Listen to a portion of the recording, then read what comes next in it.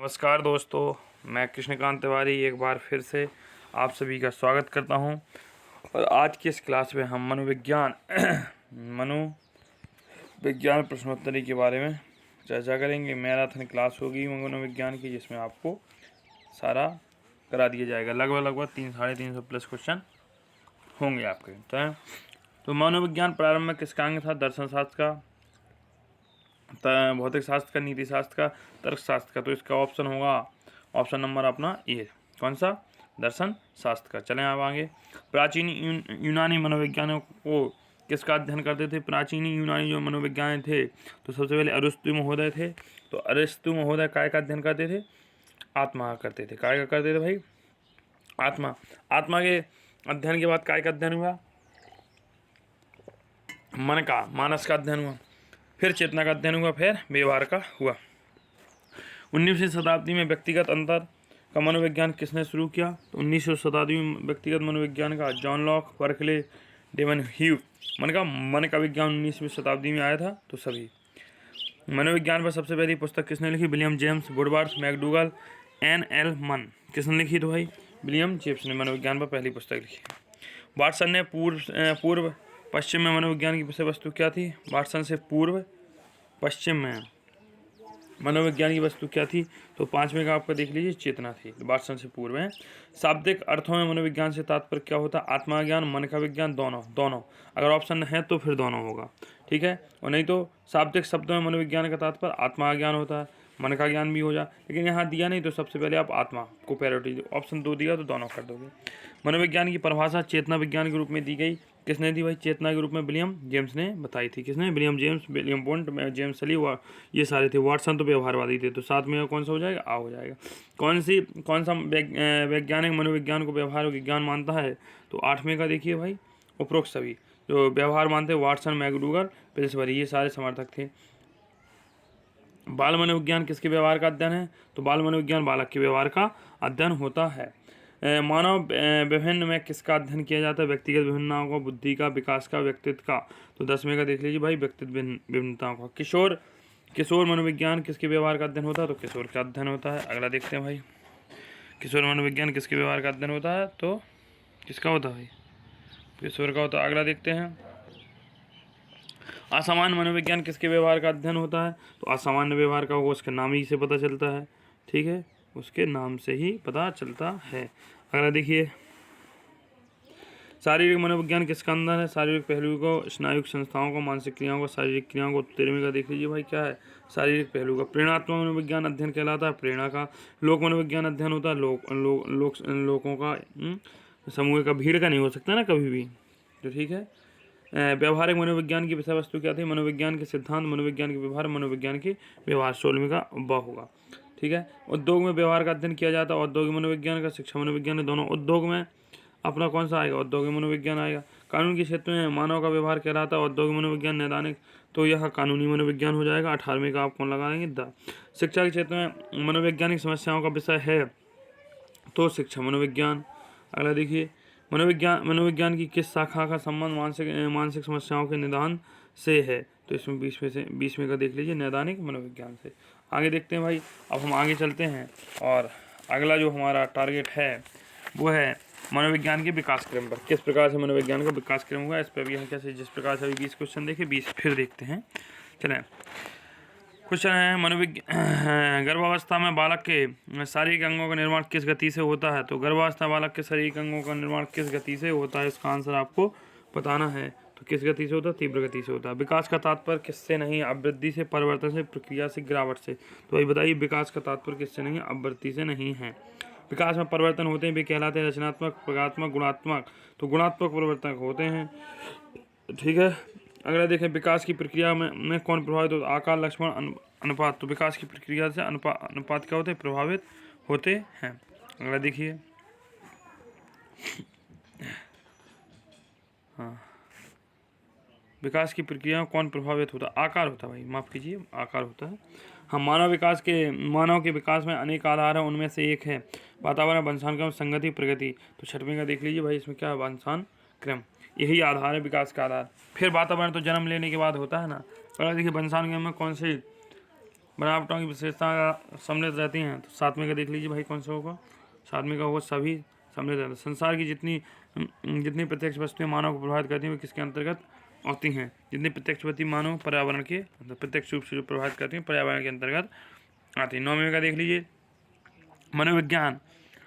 मनोविज्ञान में सीखने की प्रक्रिया के विरुद्ध विकास की प्रक्रिया को क्या कहते हैं? सीखने की तो परिपक्वता। निम्नलिखित में एक विकास का सिद्धांत है सामान्य विकास, विभिन्न अंगों गति, व्यक्ति विभिन्नता। तो 10वें का देख लीजिए भाई कौन सा हो जाएगा, निरंतर गति, विकास निरंतर चलता रहता है। प्रारंभ में कुशाग्र बुद्धि बालक भविष्य में कैसे हो सकते हैं? तो कुशाग्र बुद्धि होंगे। प्रत्येक बालक के भावी गुणों का विकास किस पर आधारित होता है? पूर्व कथन पर, पूर्व धारणा पर, और भावी गुणों पर तो भावी गुणों पर। अगला देखते हैं बालक के विकास में प्रत्येक अवस्था में कैसे व्यवहार दिखाई देते हैं? तो इसमें अवांछित। प्रत्येक व्यक्ति का विकास निम्नलिखित में से किस अवस्था से गुजरता है? तो बाल्यावस्था, शैशव, किशोर, तीनों से गुजरता है। फ्राइड के अनुसार बालक का विकास क्रम किस प्रवृत्ति पर होता है? तो उन्होंने तो बता दिया था किस प्रवृत्ति पर होता है, काम प्रवृत्ति पर होता है। एक ऐसे मनोविज्ञान जिन्होंने काम प्रवृत्ति की बात की थी। काम शैशवावस्था। बाल विकास को प्रभावित करने वाला प्रमुख कारक है बुद्धि, ग्रंथियाँ, लिंग भेद। तो बाल विकास को बाल विकास को प्रभावित करने वाला प्रमुख कारक उपरोक्त सभी, लिंग भेद भी हो जाएगा यहाँ पर, क्योंकि बाल विकास है भाई मतलब जो हड्डियों का विकास होता है, लंबाई का, जैसे अस्थिकरण की क्षमता स्त्रियों में ज़्यादा होती है पुरुषों की अपेक्षा। जैसे लंबाई जो होती है बाल्यावस्था में लड़कियों की ज़्यादा होती है, लड़कों कम। जैसे जो यौवन अवस्था होती है वो लड़कियों में जल्दी आ जाती है, 12 से 13 वर्ष में आ जाती है, जबकि लड़कों में 14 से 15 वर्ष में आती है। तो ऐसे कभी प्रकार से भेद होते। बाल विकास की क्षमता 12 वर्ष की आई अवस्था को क्या कहते हैं? इसमें यौवनावस्था कहते हैं, या इसको किशोरावस्था कहेंगे। बालक के विकास, शुद्ध शब्द, बालक के विकास का प्रथम वातावरण कहाँ पर रहता है? संगी साथी, परिवार, विद्यालय। तो प्रथम वातावरण उसका परिवार में रहता है। आगे हम देखते हैं और अगले विकास क्रम की ओर चलते हैं। तो अगला विकास क्रम हमारा क्या है? अगला विकास क्रम है हमारा कि मनोविज्ञान का किस प्रकार से क्या हुआ था वो चले। तो पहला क्वेश्चन है बालक के जन्म के बाद यह तय हो जाता है कि जीवन में उसका क्या स्थान होगा। यह किसका कथन है? बताइए भाई, यह किसका कथन है? यह किसका कथन है कि बालक के विकास के बाद हो जाता है? तो इसमें देख लीजिए गुडैनफ एडलर ने कहा था बालक के एडलर महोदय का कथन था बालक के जन्म के बाद यह तय हो जाता है कि जीवन में उसका क्या स्थान है। ये एडलर महोदय का कथन था। दूसरे क्वेश्चन देखिए शैशवावस्था में जीवन को अत्यंत कोमल क्यों कहा जाता है? शरीर कोमल होता, नैतिक कुछ नहीं होता, बालक का जीवन निर्माण होता है, इसलिए कहा जाता है। शैशवावस्था में विकास की कौन सी दर सर्वाधिक होती है? मानसिक विकास की दर, शारीरिक विकास की दर, सामाजिक और भाषागत विकास की दर। तो इसमें क्या होता है? शारीरिक विकास की दर होती है। शैशव संबंधित विशेषता क्या होती है? चौथे का देख लीजिए भाई, शैशव से संबंधित मूल प्रवृत्ति, अनुकरण, निर्माता सारे होते हैं। शैशवावस्था में अभाव पाया जाता है। पांचवें का देख लीजिए नैतिक विकास का, क्योंकि काम प्रवृत्ति तो सिगमंड फ्राइड के अनुसार होती है, 100 प्रयत्न होता है सद्व्यवहार का। तो नैतिक विकास का सद्व्यवहार नैतिक विकास के अंतर्गत आ जाता है, इसलिए नैतिक विकास ठीक करेंगे। शैशवावस्था में शिशु में कौन सी प्रवृत्ति का व्यवहार देखने को मिलता है? तो शिशु में निर्माता का व्यवहार देखने को मिलता है। शैशवावस्था में कौन सी भाषा बोलने की अवस्था है? तो सातवें का कौन सा हो जाए? मातृभाषा। शिशु का मस्तिष्क परिपक्व न होने के कारण वह कौन सी वस्तु के माध्यम से सीखता है? शिशु का मस्तिष्क जब परिपक्व नहीं होता तो वो किस वस्तु से सीखता है? तो प्रत्यक्ष से देखेगा, स्थूल से, सरल से, उपयुक्त सभी हो जाए। शैशवावस्था में कौन सी भावना प्रबल रूप से देखने को मिलती है? सहानुभूति की, परोपकार की, आत्म प्रेम की भावना शैशवावस्था में सबसे ज़्यादा देखने को मिलती है। ईर्ष्या, द्वेष तो ये सब प्रेम मोहब्बत में आते हैं। बहुत छोटा शिशु किस रूप में खेलना पसंद करता है? साथियों के साथ, अकेले। बहुत छोटा शिशु माता के साथ खेलना पसंद करता है। तो 10वें का कौन? अकेले, माफ कीजिए, अकेले या माता के साथ, लेकिन यहाँ ऑप्शन अकेले है तो अकेले चल जाएगा। 5 से 10 माँ का शिशु विभिन्न प्रकार की क्रियाएं करता है। तो उच्चारण हेतु, ध्यानाकर्षण, ध्वनि अनकर, तो ध्यानाकर्षण सॉरी। अगला देखिए 12वां क्वेश्चन देख लीजिए 11 से 14 वर्ष के शिशु कैसे होते हैं? मित्रता का, सहयोग का और असहयोग का, उपयोग तीनों का। तो 11 से सहयोग कैसा व्यवहार करते हैं? सहयोग का। 2.5 माह का बालक के शिशु के प्रति क्रिया किस बात की परिचायक होगी? अपनत्व की, समझदारी की, वीरत्व की, समझता की। तो वहाँ 13 माह का क्या होगा? अपनत्व की भावना होती है। 2.5-3 महीने का बालक क्या होता है? माँ को पहचानने लगता है। शारीरिक विकास के अवरोध के कारण बालक में तनाव की कौन सी भावना उदय होती है? तो 14वें का देख लीजिए भाई क्या होता है, उपरोक्त तीन गाल फुलाना, रूठ जाना, चिड़चिड़ाना। बालक के हकलाने का मनोवैज्ञानिक कारण अंतःस्रावी ग्रंथि, अंग की विकृति, मस्तिष्क का आघात, विस्मृति। कौन सा है बताइए भाई? तो आंगिक विकृति। बालक के भाषा दोष का कारण माना जाता है स्वयंत्र की खराबी, अत्यधिक भय, जीव की खराबी, उपरोक्त तीनों। तो बताइए इसमें तीनों हो जाएगा। 2 से 15 वर्ष के बालक में कौन सी भावना का अंकुरण होता है? तो बताइए 2 से 15 वर्ष के बालक में कौन सा कलह, झगड़े की भावना का अंकुरण होने लगता है।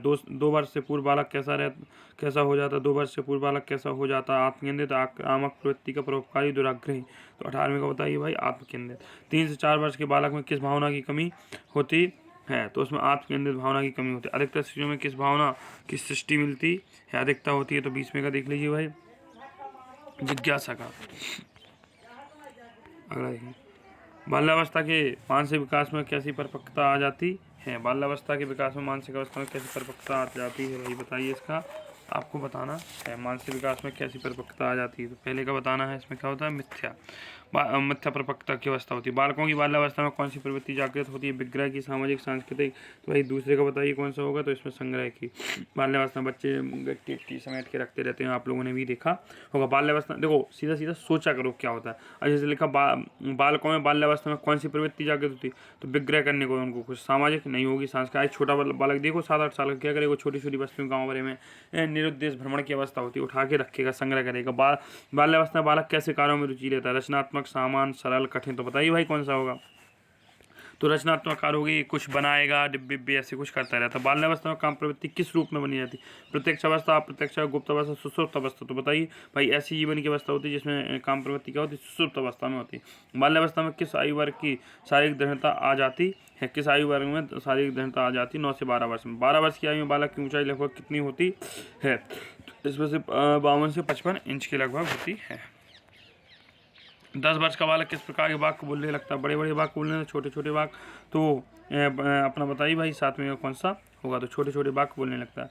बालक के शारीरिक स्वास्थ्य एवं स्वाभाविक विकास पर किस तत्व का प्रभाव पड़ता है? तो इसमें से बताइए उपयुक्त तीनों का पड़ता है। सादा भोजन का भी, वातावरण संतुलित है। ये तो शारीरिक और स्वाभाविक विकास पे, वातावरण का तो पड़ेगा स्वाभाविक विकास पे, और शारीरिक विकास पे संतुलित भोजन और सादा भोजन का पड़ेगा। 6 वर्ष का बालक लगभग कितनी वस्तुओं गिनने में समर्थ हो जाता है? तो जो 6 वर्ष का बालक हो लगभग 13 से 14 वस्तुओं गिनने में समर्थ हो जाता है। बालक के मस्तिष्क पर किस तत्व का प्रभाव पड़ता है? बालक के मस्तिष्क पर किस तत्व का प्रभाव पड़ता है? शारीरिक। बाल्यावस्था में बालक की व्यक्ति में कौन सा भाव उत्पन्न हो जाता है? 11वें का देख लीजिए सामाजिकता का। बालक के संवेग का किससे घनिष्ठ संबंध होता है? तो स्वास्थ्य का होता है। बाल्यावस्था में बालक के प्रति माता पिता का दृष्टिकोण कैसा होता है? तो इसमें देख लीजिए स्नेहपूर्ण होता है। आगे देखते हैं, बाल्यावस्था में बालकों में क्रोध का मुख्य कारण क्या होता है? ईर्ष्या, सफलता, हताशा। बाल्यावस्था में बताइए क्या है? तो बाल्यावस्था में बताइए हताशा। बाल्यावस्था में बालक में निराशा किस कारण उत्पन्न होती है? उग्रता की, असहायता, निराशा, उपयुक्त तीनों। तो उपयुक्त तीनों के कारण होती है। अब हम अगले टॉपिक पर चलते हैं, और अगला टॉपिक हमारा किशोरावस्था के बारे में है। ठीक है, चलिए देखते हैं किशोरावस्था में शारीरिक परिवर्तन के साथ मानसिक वृद्धि किस रूप में होती है? तो भाई बताइए ये क्या होती है? किशोरावस्था शारीरिक परिवर्तन कैसे होते हैं? तीव्र होते हैं, मंद होते हैं, असीमित वृद्धि होती है। शारीरिक परिवर्तन बिल्कुल दाढ़ी मूंछ का आना, कई हार्मोन स्रावित होते हैं, कई हार्मोन बंद हो जाते हैं। ये उग्र मतलब समझ लो तो कैसा होता है? असीमित वृद्धि होती है। किशोरावस्था में बालक अपने को कैसा बनाने का प्रयत्न करता है? विशिष्ट, सर्वश्रेष्ठ, आत्मप्रेमी, आकर्षक। बताइए भाई तो तीसरे का कैसा? आकर्षक बनाने का प्रयत्न करता है। किशोरावस्था में किस प्रकार की भावना का विकास होता है? तो विरोधी, समविषयी, समांतर। तो समांतर। शैशवावस्था की स्वार्थ भावना किशोरावस्था में किस भावना में बदल जाती है? शैशवावस्था की स्वार्थ भावना किशोरावस्था में किस भावना में बदल जाती है? तो परमार्थ भावना में। किशोरावस्था में बालक कौन सी मानसिक दशाएं पाई जाती हैं? बालक में कौन सी मानसिक दशाएं पाई जाती हैं? परमार्थी, विरोधी, स्वार्थी, सरल। तो भाई बताइए विरोधी होती हैं। किशोरावस्था बाल्यावस्था का क्या रूप है? पुनरावलोकन, पुनरावर्तन, पुनर्निरीक्षण, सरल परीक्षण। तो 7वें में देख लीजिए भाई पुनरावर्तन। किशोर अपने को सदैव किस रूप में देखना? स्वतंत्र, स्वच्छंद, बंधन मुक्त। किस रूप में देखना चाहता है? तो भाई बंधन मुक्त देखना चाहता है। अगला देखिए, किशोरावस्था में किशोर कैसी पुस्तकें पढ़ना पसंद करते हैं? तो रोचक भी होनी चाहिए, उपन्यास पर आधारित, कथा वाली। बिल्कुल सही, तीनों हैं। किशोरावस्था में लड़कों की तुलना में कौन सा अंग बढ़ जाता है? कूल्हे, वक्षस्थल, रिदम स्थल, उपरक्त तीनों। तो 10वें का बताइए उपरक्त तीनों। किशोरावस्था में कौन सी ज्ञानेंद्रियों का पूर्ण रूप से विकास होता है? तो भाई बताइए आँख, त्वचा, कान। तो उपयुक्त सभी। किशोरावस्था में किस भावना का विकास करना चाहिए? प्रतिस्पर्धा, सांस्कृतिक प्रतियोगिता या सामाजिकता। तो भाई बताइए 12वीं का कौन सा होगा? 12वीं का बताइए भाई 12वीं का कौन सा होगा? तो प्रतियोगिता। पूर्व किशोरावस्था की आयु क्या मानी जाती है? पूर्व किशोरावस्था की आयु क्या मानी जाती है? 13वीं का देख लीजिए 12 से 16 वर्ष। अगला देखिए उत्तर किशोरावस्था की आयु क्या मानी जाती है? तो इसमें देख लीजिए 17 से 19 वर्ष। किशोरावस्था में किशोर में किस भिन्नता के अनुसार शिक्षा देनी चाहिए? तो व्यक्ति भिन्नता के अनुसार शिक्षा देनी चाहिए। अगला देख लें कुछ। अब हम वातावरण पर पर्यावरण के 3-4 क्वेश्चन ले लेते हैं, तो आपको काफ़ी क्वेश्चन मिल जाएंगे। पर्यावरण का प्रमुख तत्व कौन सा है? तो भाई बताइए पर्यावरण का प्रमुख तत्व कौन सा है? शुद्ध वायु, धूप, प्रकाश, उपयुक्त तीनों। तो उपयुक्त तीनों, ऑप्शन नंबर डी। पौष्टिक भोजन शारीरिक विकास का कैसा होता है? घनिष्ठ, सरल, समान। उपयुक्त तीनों होता संबंध होता है। तो इसमें बताइए कौन सा होगा? हमारी समझ में घनिष्ठ संबंध होता है, सरल नहीं होगा। खेलों तथा व्यायाम बालक को किस विकास के लिए अत्यधिक महत्व देते हैं? तीसरे का भाई बताइए तो स्वास्थ्य है। चौथा देखिए बुद्धि एवं मानसिक योग्यताओं का विकास होता है चौथे का तो संवेगात्मक विकास से। पांचवा देखिए अधिक मनोरंजन के कार्यों में बालक कैसा असंतुलन उत्पन्न हो जाता है? पांचवें देख लीजिए संवेगात्मक असंतुलन पैदा हो जाता है। अब आते हैं हम व्यवहार, वर्षण। तो व्यवहार में देख लेते हैं भाई क्या है। व्यवहार के अर्जन में उन्नति की प्रक्रिया को अधिगम कहते हैं। यह परिभाषा किसने दी थी? कोरैंड, क्रो, वुडवर्थ, स्किनर और द गिलफोर्ड। बताइए भाई व्यवहार के अर्जन में उन्नत की प्रक्रिया। भाई बताइए उन्नति कौन करेगा? बताओ जल्दी, पहले का कौन सा होगा? स्किनर। देखो व्यवहार के अर्जन में उन्नति की प्रक्रिया, तो उन्नतोत्तर प्रगति को भी कह सकते हैं। तो थोड़ा शब्दों को बदल देगा, अर्थ नहीं बदल देगा। सीखने में परिवर्तन होता है, प्रेरणा का मूल प्रत्ययों व्यक्ति के व्यवहार है, तो व्यक्ति के व्यवहार में। निम्नलिखित में से कौन सी विशेषता निम्नलिखित सीखने की कौन विशेषता है? सीखना संपूर्ण जीवन चलता है, सीखना परिवर्तन है, सीखना अनुभव का संगठन, उपयोग सभी बात। निम्नलिखित में से अधिगम को प्रभावित करने वाला कौन सा कारक है? वातावरण, मानसिक स्वास्थ्य, अभिप्रेरणा है। पांचवा देखिए सीखने की प्रक्रिया को प्रभावित करने वाला शारीरिक कारक। बताइए पांचवें का आयु, परिपक्व, लिंग भेद, स्वास्थ्य। तो पांचवें का कौन सा वो? उपयुक्त तीनों। सीखने को स्वास्थ्य भी करेगा, आयु, परिपक्वता और लिंग भेद भी सीखने की प्रक्रिया को प्रभावित करता है। थॉर्नडाइक के अनुसार सीखने के लिए आवश्यक नहीं है तैयारी, अभ्यास, प्रभाव का नियम या सूझ। तो सूझ कोई जरूरी नहीं है। सबसे पहले आप तैयार होने चाहिए, फिर आपको अभ्यास करना है, फिर उसका प्रभाव परिणाम दे। सीखने के प्रमुख नियमों की संख्या देखो, मैंने बोला था सीखने के प्रमुख नियम 3 होते हैं, जबकि गौड़ नियम 5 होते हैं। चलें तो आगे देखते हैं। सीखने की क्रिया के प्रतिपादक कौन थे? तो सीखने की प्रक्रिया के प्रतिपादक कौन थे? थॉर्नडाइक महोदय थे। पैर तथा भूल विधि को दर्शाने के लिए थॉर्नडाइक किस पशु का प्रयोग किए थे? थॉर्नडाइक महोदय की कौन सी थी? थॉर्नडाइक के साथ बिल्ली थी। सूक्ष्म सिद्धांत दृष्टि द्वारा सीखने का प्रतिपादन किसने दिया था? कोयलर ने दिया था। यदि कोयलर नहीं होते तो मैक्स वर्दीमर एक होते। पावलोव ने अपना प्रसिद्ध प्रयोग किस पे किया? कुत्ते पे किया। थ्योरी ऑफ लर्निंग की पुस्तक के लेखक कौन से हैं? तो बाद में का बताइए थ्योरी ऑफ लर्निंग पुस्तक के हिलगार्ड। अगला देखिए एक बंदर को देखकर मार भगाया गया। वह अब जब भगाने वाले को देखता है तो वह तुरंत भाग जाता है। बंदर की सीखने की किस प्रकार से प्रयास एवं त्रुटि, संबंध, अनुक्रिया, सिद्धांत। बताइए भाई 13वें का कौन सा होगा? इस प्रकार क्वेश्चन मैंने बहुत। संबंध, अनुक्रिया कितना ध्यान दीजिए। कुत्ता जब घंटी बजाओगे तो लार निकालेगा। पावला था अंग्रेज मनोवैज्ञानिक, भारतीय मनोवैज्ञानिक, जर्मन मनोवैज्ञानिक, अमेरिकी मनोवैज्ञानिक। बताइए तो कैसा था? जर्मन मनोवैज्ञानिक। प्रयास एवं त्रुटि द्वारा सीखना क्या होता है? सूच का सिद्धांत, असंबंध क्रिया, उद्दीपक, प्रतिक्रिया, सिद्धांत। 15वें का दा। अगला देखिए भाई अगले क्वेश्चन पे चलते हैं हम और स्थानांतरण के कुछ क्वेश्चन ले लेते हैं। अगला देखिए भाई काफ़ी क्वेश्चन है आपके लिए। सीखने में स्थानांतरण के समान तत्वों के सिद्धांत का प्रतिपादक किसने किया था? तो ये थॉर्नडाइक महोदय थे। सामान्यीकरण का सिद्धांत किसका था? सामान्यीकरण जड़ महोदय का। स्थानांतरण में एक परिस्थिति में अर्जित ज्ञान प्रशिक्षण एवं आत्माओं का दूसरी के परिस्थिति में स्थानांतरण किए जाने का नाम है। यह परिभाषा किस विद्वान की है? तो तीसरे का देख लीजिए भाई, सोरेनसन ने कहा था कि स्थानांतरण एक परिस्थिति में अर्जित ज्ञान प्रशिक्षण एवं आत्मों का दूसरी परिस्थिति में स्थानांतरण किए जाने का नाम है। यह परिभाषा किस विद्वान ने दी थी? सोरेनसन ने दी थी। शिक्षा का स्थानांतरण कितने प्रकार से हो सकता है? शिक्षा स्थानांतरण कितने प्रकार से हो सकती है? 3 प्रकार से हो सकता है, सकारात्मक, नकारात्मक और शून्यात्मक। 5वें का देख लीजिए, निम्नलिखित में से कौन सी परिस्थिति शिक्षा स्थानांतरण संबंधित नहीं है? तो विस्मृति। हाँ, अगला देखते हैं। अब हम आते हैं अभिप्रेरणा पे। मोटिवेशन मोटम शब्द से बना है। चलिए भाई, पहला क्वेश्चन देखते हैं। अभिप्रेरणा का क्या तात्पर्य है भाई, बताइए। अभिप्रेरणा का क्या तात्पर्य? आंतरिक शक्ति होती है, भूख होती है, उत्तेजना होती है, व्यवहार होती है। तो अभिप्रेरणा जो होती है आंतरिक शक्ति होती है।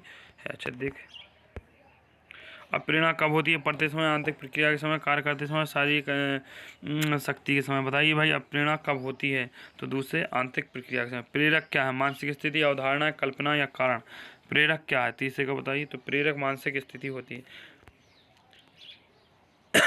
प्रेरणात्मक व्यवहार एक लक्षण है। शक्ति संचालन का, परिवर्तनशीलता, बेचैनी। तो उपयुक्त तीनों का। निम्नलिखित में से एक प्रेरक है। 5वें का बताइए भाई। तो आपात प्रेरणा, वस्तुनिष्ठ प्रेरणा, सकारात्मक प्रेरणा। निम्नलिखित में से एक अर्जित प्रेरक है। आकांक्षा का स्तर, मत व्यसन, जीवन लक्ष्य। उपयुक्त तीनों। तो 6वें का बताइए भाई। उपयुक्त तीनों माफ कीजिए, 6वें का दा होगा। सामाजिक सामान्य प्रेरक, सामुदायिकता, अर्जनात्मकता, आत्मस्थापन और उपयुक्त सीधे। 7वें का देखिए भाई, दा। निम्नलिखित में एक जन्मजात अभिप्रेरणा है। भूख, सेक्स, प्यास। उपयुक्त तीनों जन्मजात होती हैं। निम्नलिखित में से एक व्यक्तिगत अभिप्रेरणा है। आकांक्षा, शक्ति, जीवन लक्ष्य, उन्नति। तो जीवन लक्ष्य आपका क्या होगा? व्यक्तिगत होगा। आकांक्षा भी आपकी व्यक्तिगत अभिप्रेरणा में आई। लेकिन यहाँ पे मोस्ट इंपॉर्टेंट क्या है? देखो, जीवन लक्ष्य सबके एक एक हो सकते हैं, लेकिन कभी कॉमन भी जीवन लक्ष्य होते हैं, लेकिन आकांक्षाएं अपनी भिन्न भिन्न होती हैं। तो ये आकांक्षाएं को साथ जाना चाहिए इसमें। आदत की व्यवस्था में कौन सी प्रेरणा है? 10वें का देखिए, आदत की व्यवस्था में जन्मजात होती है। आत्मगौरव कौन सी अभिप्रेरणा है? तो सामान्य सामाजिक है आत्मगौरव। और निम्नलिखित में एक मनोवृत्तीय प्रचलन प्रतिकूल। अच्छा चलो आगे बढ़ते हैं 13वें के लिए। निम्नलिखित में एक मनोवृत्ति है। प्रचलन, प्रतिकूल, अनुकूल और कार्य की अधिकता। तो देखते हैं 12वें का कौन सा आंसर है? अनुकूलन। अगला देखते हैं 13वें क्वेश्चन पे आते हैं। व्यक्ति के व्यवहारों के पीछे कौन कारक निहित होता है? संवेग, चिंतन, संवेदना, प्रेरणा। तो व्यक्ति के व्यवहार के पीछे कौन सा कारक होता है? प्रेरणा पहले। प्रेरक एक आंतरिक दशा है, किसकी परिभाषा है? प्रेरक एक आंतरिक दशा है, यह किसकी परिभाषा है? यह गिलफोर्ड महोदय की परिभाषा है। प्रेरणा युक्त व्यवहार का प्रमुख लक्षण क्या होता है? शक्ति संचार, निरंतरता, बेचैनी, सभी लक्षण। तो ये सारी चीजें क्या होती हैं? अक्सर 16वां देखिए, जन्मजात प्रेरक नहीं है। भूख, शराब पीना, चिंता, प्यास। तो जन्मजात प्रेरक कौन सा नहीं है? 16वें का आंसर हमें बताइए क्या होगा?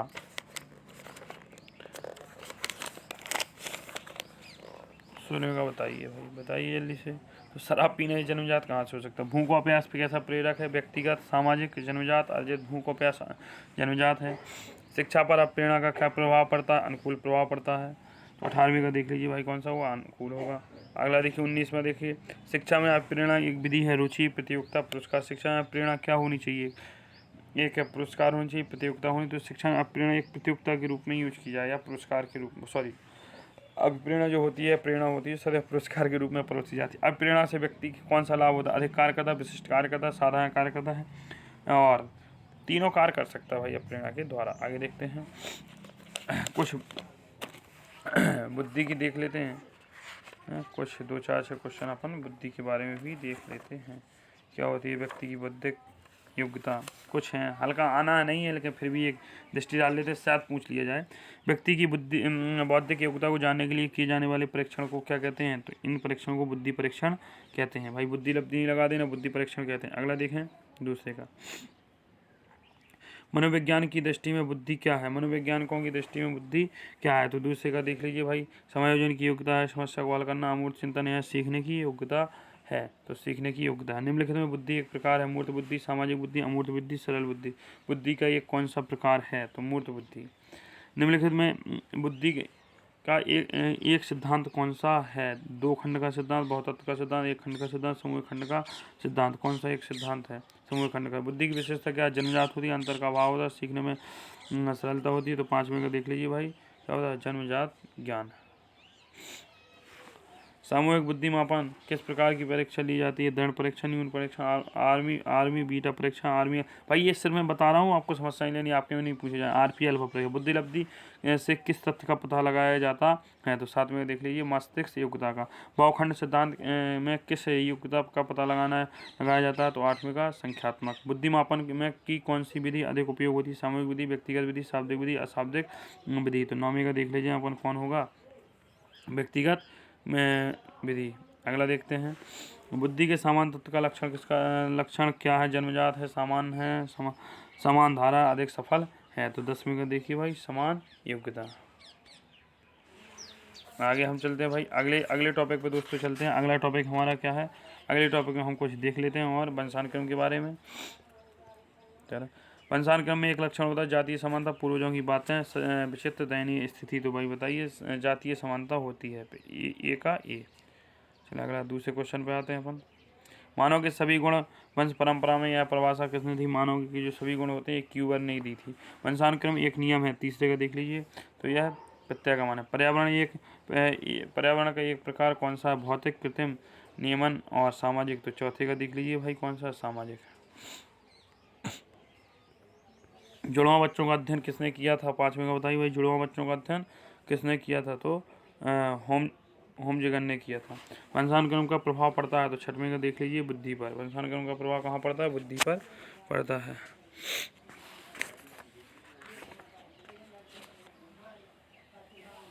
व्यक्ति भिन्नता में प्रकृति के साथ साथ अन्य किसका योग रहता है? व्यक्ति भिन्नता में देख लीजिए वंशानुक्रम का, कह रहा है प्रकृति के साथ वंशानुक्रम का, पर्यावरण का, शारीरिक बनावट का, बौद्धिक शक्ति का। तो भाई बताइए, तो इसमें क्या होता है? पर्यावरण का रहता है।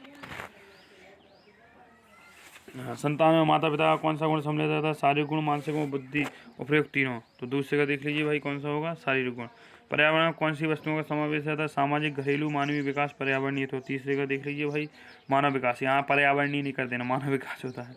अगला देखें, जन्मजात व्यक्ति के विभिन्न में कौन सा कारक जिम्मेदार होता है? जन्मजात। तो चौथे का देख लीजिए भाई, जन्मजात व्यक्ति भिन्नता के लिए कौन सा कारक होता है? समाज का प्रभाव, वंशानुक्रम, जाति और धर्म, पर्यावरण। तो चौथे का बताइए, जल्दी से भाई बताइए। चौथे का, जन्मजात व्यक्ति भिन्नता के लिए कौन सा कारक? जन्मजात व्यक्तिक भिन्नता के लिए कौन सा कारक जो जन्म से ही मिली है? तो भाई वो जाति और धर्म होता है, क्योंकि व्यक्ति भिन्नता जाति धर्मों के आधार पर की जाती है। बकाया वंशानुक्रम होगा इसमें, ठीक, वंशानुक्रम के अनुसार, सॉरी, जाति भिन्नता नहीं होगी। व्यक्ति में वंशगत शारीरिक मानसिक गुणों के वाहक होते हैं। ऑप्शन बी होगा चौथे का। व्यक्ति में वंशगत शारीरिक मानसिक गुणों के वाहक होते हैं। जीन्स, क्रोमोसोम, वातावरण। कौन सा होता है? तो 5वें में देख लीजिए भाई, जीन्स होता है। व्यक्तिगत भिन्नता की परिकल्पना का शिक्षा में क्या उपयोग है? कक्षा वर्गीकरण, व्यक्तिगत ध्यान, रुचि का महत्व, उपयोग सभी। तो 6वें का बताइए भाई, उपयोग सभी हो जाएगा। व्यक्ति भिन्नता का घनिष्ठ संबंध होता है शिक्षा से, गृह कार्य से, विद्यालय से, पाठ्यक्रम से। तो 7वें का जो आपका होगा शिक्षा से होगा। व्यक्तिगत भिन्नता के मापन की खोज किसने की थी? व्यक्तिगत भिन्नता के मापन की खोज जो किसने की थी? वो की थी स्किनर महोदय ने। किसने की थी? स्किनर महोदय ने। अब आते हैं अपन संवेग पर। संवेग में विचित्रता की बात कही गई थी, यह किसने कहा था? तो यह कहा था स्काउट ने। पाचन क्रिया मंद हो जाती है, यह किसने कहा था? दुख में। संवेगों में सक्रियता का स्वर पता लगाने का श्रेष्ठ सूचक है, तो ये होता है GSR। लैंडिन और हम्मट ने संवेग को नाम दिया था चकित संवेग। क्रोध में परिवर्तन होता है मुखाकृति में, स्वर में, दोनों में। क्या होता है? क्रोध में काय का परिवर्तन होता है, दोनों में हो जाता है। संवेग द्वारा परिवर्तन होते हैं बाह्य व आंतरिक। संवेग व्यक्ति की उत्तेजित या तीव्र अवस्था या परिभाषा किसने दी थी? वुडवर्थ ने दी थी। इमोशन का अर्थ क्या होता है? इमोशन का अर्थ होता है उत्तेजित होना दोस्तों। अब हम आगे चलते हैं, कुछ शिक्षा से संबंधित क्वेश्चनों को कर लेते हैं। और अभी काफ़ी क्वेश्चन हैं, धड़ाधड़ आपको क्लासेस में क्वेश्चन मिलेंगे। आपकी मैराथन क्लास है तो 1 घंटे के ऊपर तो समझने चलें। किस अर्थ के अनुसार शिक्षा का आशय उस व्यवस्थित प्रक्रिया से है जिसके अंतर्गत बालकों को विद्यालय के परिसर में शिक्षकों द्वारा निर्धारित पाठ्यक्रम पढ़ाया जाता है? तो ये देख लीजिए भाई, दूसरे क्या है? ये होता है शिक्षा के संक्षिप्त अर्थ में। शिक्षा के व्यापक अर्थ में उनके अनुसार शिक्षा की प्रक्रिया चलती केवल बाल्यावस्था, केवल युवावस्था में, जीवन पर्यंत। तो इसका क्या होगा? जीवन पर्यंत। से किस अर्थ के अनुसार शिक्षा एक ऐसी प्रक्रिया है जो मानव के संपूर्ण जीवन और प्रत्येक पहलू के संबंध रखती है और जो मनुष्य के सर्वांगीण विकास करती है? तो शिक्षा का वास्तविक और वैज्ञानिक अर्थ। शिक्षा शारीरिक, मानसिक तथा बौद्धिक विकास की प्रक्रिया। यह कथन किसका है? शिक्षा, तो यह कथन किसका महोदय का? भाई प्लेटो महोदय का। शिक्षा शारीरिक, मानसिक विकास बुद्धि की एक प्रक्रिया है। शिक्षा एक प्रक्रिया है जिसमें बालक अपनी आंतरिक क्षमताओं को बाहर लाता है। यह कथन किसका है, बताइए भाई, यह कथन किसका है? तो यह कथन फ्रोबेल महोदय का। शिक्षा मनुष्य की अंतर्निहित क्षमताओं का स्वाभाविक सर्वांगीण में प्रगतिशील विकास है। यह कथन किसका है? तो यह कथन पेस्टोलॉजी महोदय का है। शिक्षा से आशा परीक्षा उत्तीर्ण करना एक निर्धारित विषय है। यह एक विकास उन्मुखी परिवर्तन है। तो इसका 8वें का कौन सा है? एक विकास साक्षरता तथा शिक्षा के संबंध में सत्य कथन, बताइए। साक्षरता तथा शिक्षा के संबंध में सत्य कथन है। शिक्षा में निहित होती है उपयुक्त सभी, तीनों हो जाएगा। अगला देखते हैं, मैं दिख नहीं रहा ऑप्शन। शिक्षा में निर्देश के संबंध में कौन सा कथन सत्य है? तो क्या होती है? जो शिक्षा होती है, शिक्षा बालक की निहित क्षमताओं का विकास करती है। तो ऑप्शन नंबर देखिए भाई, निकल क्षमताओं का विकास करती है, जबकि निर्देश द्वारा बालकों के कुछ उपयोगी। तो ऑप्शन नंबर घ। शिक्षा को द्विमुखी प्रक्रिया किसने कहा? तो ये जॉन एडम्स ने कहा था। ठीक है, शिक्षा को त्रिमुखी प्रक्रिया किसने कहा था? जॉन डीवी ने कहा था। आगे चलते हैं भाई, अब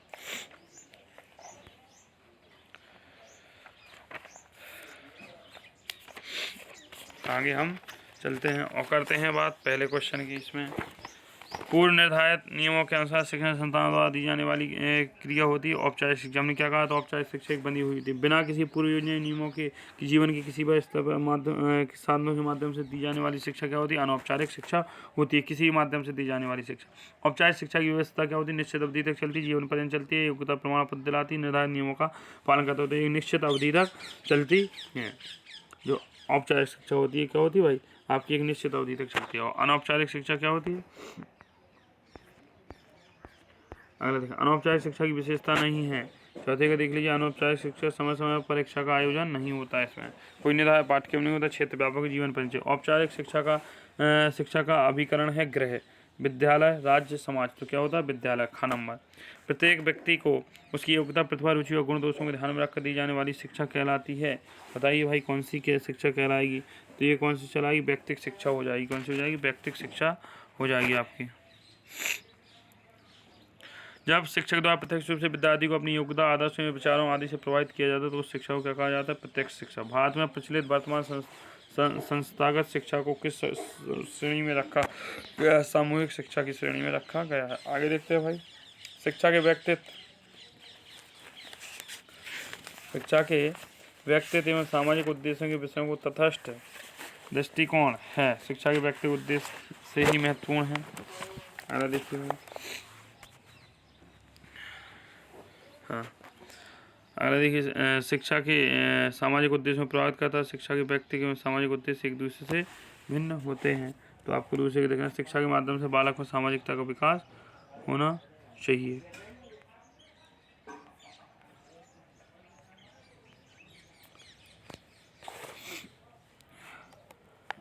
अच्छा, शिक्षा के व्यक्तिगत सामाजिक उद्देश्य भाई बताइए कौन सा होगा इसका? तीसरे का, तो इसका ऑप्शन नंबर होगा गा। शिक्षा के व्यक्तिगत सामाजिक उद्देश्य एक दूसरे के क्या होते हैं? पूरक होते हैं। अगला देखिए, ज्ञानार्जन को शिक्षा एकमात्र उद्देश्य स्वीकार कर लेने से होने वाली हानियाँ बताई। व्यवहारिकता का समुचित विकास नहीं होगा, शारीरिक विकास की अपेक्षा होगी, व्यक्ति की रुचियों, स्वभाव, इच्छाओं, योग्यताओं का समुचित ध्यान नहीं रखा जाएगा, उपयुक्त सभी हानियाँ होंगी। भाई बताइए, तो सभी हानियाँ होंगी। चैत्य निर्माण को शिक्षा का एकमात्र उद्देश्य स्वीकार कर लेने से क्या होता है? व्यवहार कुशलता की अवहेलना होती है, जीवोपार्जन की में सहायक नहीं होता, व्यक्ति के सर्वांगीण विकास की अवहेलना होती है, उपयुक्त सभी हानियाँ होती हैं। तो इसमें भी सभी हानियाँ होती हैं। आगे देखते हैं भाई, हाँ, जय शिक्षा के जीव को उपार्जन संबंधी एकमात्र उद्देश्य मान लेने पर क्या लाभ होता है भाई? इसको भी बताइए। अगला क्वेश्चन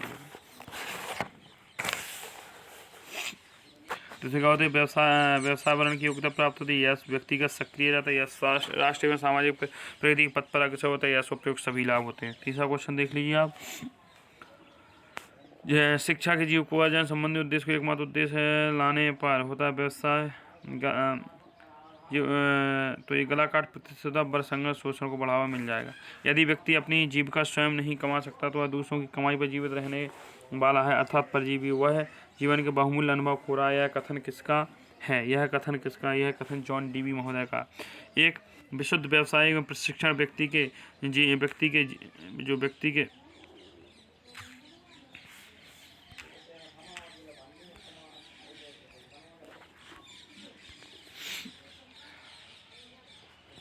ये क्या होगा भाई?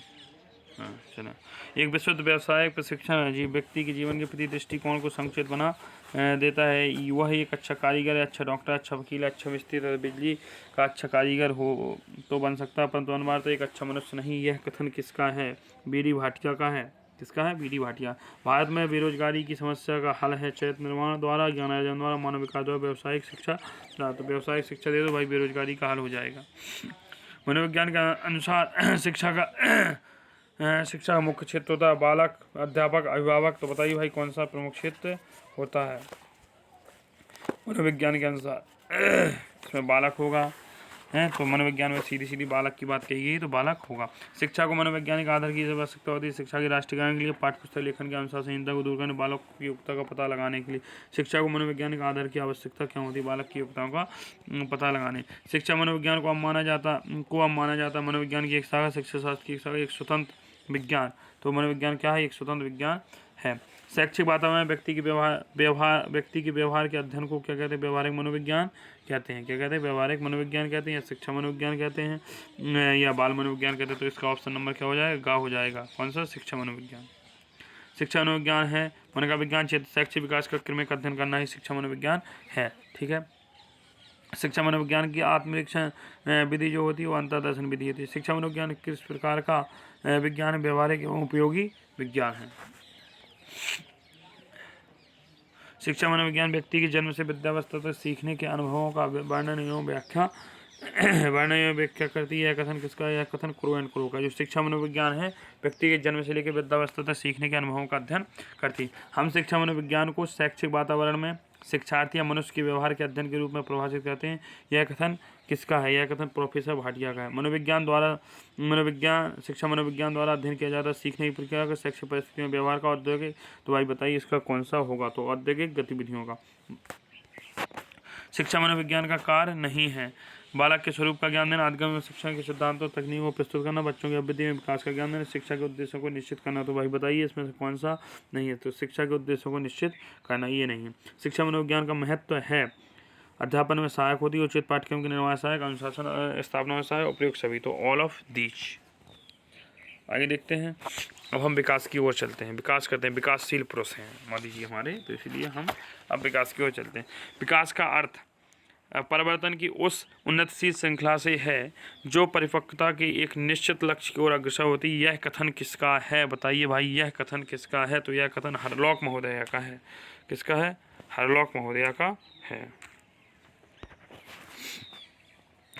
यह कथन किसका है? हरलॉक महोदय का है। विकास तथा आयु में क्या संबंध है? भाई विकास तथा आयु में बता दी क्या है? तो जो विकास होता है वो आयु के अनुसार ही होता है। जो विकास होता है वो आयु के अनुसार ही होता है। बालक की तीव्र बुद्धि का विकास पर क्या प्रभाव पड़ता है? बालक की तीव्र बुद्धि पर विकास सामान्य से तीव्र की ओर होता है। देखा सामान्य स्वास्थ्य का विकास पर क्या प्रभाव पड़ता है? जो सामान्य स्वास्थ्य पर विकास का क्या प्रभाव पड़ता है? तो विकास सामान्य होता है। कौन सी विशेषता विकास पर लागू नहीं होती है? कौन सी विशेषता विकास पर लागू नहीं होती है? तो विकास को स्पष्ट इकाइयों में मापा जा सकता है। विकास को प्रभावित करने वाले कारक नहीं है बुद्धि, प्रजाति, उपलब्धि, संस्कृति। बताइए भाई कौन से कारक नहीं है? तो उपलब्धि कारक नहीं है। कौन सी विशेषता वृद्धि पर लागू नहीं होती है? तो वृद्धि को स्पष्ट इकाइयों में मापना संभव नहीं है। बालक के जन्म के कुछ माह बाद ही यह निश्चित किया जा सकता है जीवन में उसको क्या स्थान है। यह कथन किसका है? भाई बताइए यह कथन किसका? तो बालक की अवस्थाओं पे आ गया। बताइए भाई इसमें क्या होगा इसका आंसर? यह कथन किसका है? तो यह कथन किस महोदय का है? बताइए भाई। तो यह कथन एडलर महोदय का। अगले देखिए सह स्वास्थ्य में संबंधित विशेषता मूल प्रयात्मक व्यवहार की अधिकता, अनुक्रम विधि द्वारा सीखने आदि, निर्भरता, व्यक्ति के प्रभुत्व, उपयुक्त सभी विशेषता। शैशवावस्था में शिक्षा का स्वरूप कैसा होना चाहिए? शैशवावस्था में शिक्षा शिशु की जिज्ञासा शांत कर देता, भाषा के विकास पर ध्यान देता, कल्पना शक्ति को उचित दिशा देता, उपयुक्त सभी। विकास को किस अवधि विकास की किस अवधि को प्रारंभिक विद्यालय की आयु कहा जाता है? तो इसमें क्या है? बाल्यावस्था को प्रारंभिक विद्यालय की आयु कहा जाता है। वह बालक अपनी नाक को आगे नहीं देख सकता या परिणाम की चिंता न करके क्षणिक भगावेश के कार्य होता है। यह धारणा के विकास की किस अवधारणा से संबंधित है? तो यह अवधारणा से बाल्यावस्था से संबंधित है। किस अवस्था में सुप्त काम प्रवृत्ति पाई जाती है? तो बाल्यावस्था। किशोरावस्था, बाल्यावस्था, प्रौढ़ावस्था के मध्य का परिवर्तन, किशोरावस्था जो है वो बाल्यावस्था तथा प्रौढ़ावस्था के मध्य का परिवर्तन काल है। यह कथन किसका था? तो यह कथन कुल्हन का था, जलसीट का, स्टेनहॉल का था, किसका था भाई बताइए? यह कथन किसका था? तो यह कथन कुल्हन का था। शारीरिक परिवर्तनों के संबंधी समस्याएं किस काल में प्रबल होती हैं? भाई बताइए किस काल में प्रबल होती हैं? तो यह किशोरावस्था में होती है। किशोरावस्था में होती है। किस अवस्था में शिक्षा में यौन शिक्षा का अनिवार्य रूप से समावेशन होता है? तो यह किशोरावस्था में होता है। किशोरावस्था के विकास का सिद्धांत वो होते हैं, कौन से होते हैं? तो 2 होते हैं। ठीक है। किशोरावस्था जीवन का अत्यधिक महत्वपूर्ण काल होता है। महत्वपूर्ण काल नहीं, अत्यधिक महत्वपूर्ण काल है। तो अत्यधिक महत्वपूर्ण काल है। कौन सा है? अधिक महत्वपूर्ण, अत्यधिक महत्वपूर्ण काल है। किशोरावस्था जीवन का एक अनोखा काल भी है। किशोरावस्था जीवन का क्या है? एक अनोखा काल भी है, कठिन काल भी है, महत्वपूर्ण काल भी, आदर्श काल। तो देखो अभी यहाँ पर सबसे क्या होगा, जो बाल्यावस्था होती है वो एक अनोखा काल होती है। शैशवावस्था जीवन विकास का आधारभूत काल होती है। तो जो किशोरावस्था होती है वो कठिन काल होती है। वीर पूजा की अवस्था किसे कहते हैं? तो वीर पूजा की अवस्था जो होती है वो अपनी क्या होती है? किशोरावस्था होती है। आगे देखते हैं, आगे हम देखते हैं हमारा और आगे क्वेश्चन क्या है। तो आगे क्वेश्चन हम देखते हैं कौन सा क्वेश्चन है हमारा। आगे कह रहा है शरीर के अंगों की वृद्धि, परिपक्वता तथा सुचारू क्रियाशीलता को माना जाता है। क्या माना जाता है? सुचारू विकास, आवश्यक नियमन, शारीरिक विकास, संपूर्ण विकास। तो क्या होता है? शारीरिक विकास। ऑप्शन नंबर का शारीरिक विकास को अधिक महत्वपूर्ण माना जाता है, क्योंकि इसके परिणाम स्वरूप शरीर की सुंदर और आकर्षक बनता है। इसके प्रभाव से अन्य पक्षों को भी प्रभाव, इसके कारण व्यक्ति स्वस्थ बना रहता है। उपयुक्त सभी कारण निरर्थक हैं। तो भाई बताइए इसके प्रभाव से अन्य पक्षों पर भी प्रभाव पड़ता है। शारीरिक विकास के विषय में सत्य है, जो शारीरिक विकास होता है वो क्रमबद्ध धीरे धीरे चलता है। Option number A. अगला देखते हैं चौथे का, शारीरिक विकास का प्रतिकूल प्रभाव पड़ता है। उचित पोषण का, दुर्बल स्वास्थ्य का, उत्तम स्वास्थ्य का, इन सभी का शारीरिक विकास पर प्रतिकूल प्रभाव पड़ता है। चौथे का बताइए भाई, दुर्बल स्वास्थ्य पर। खा नंबर। सुचारू शारीरिक विकास के लिए शिक्षा की व्यवस्था होनी चाहिए, खेल एवं व्यायाम की। आगे देखिए, आगे हम अगला क्वेश्चन देखते हैं।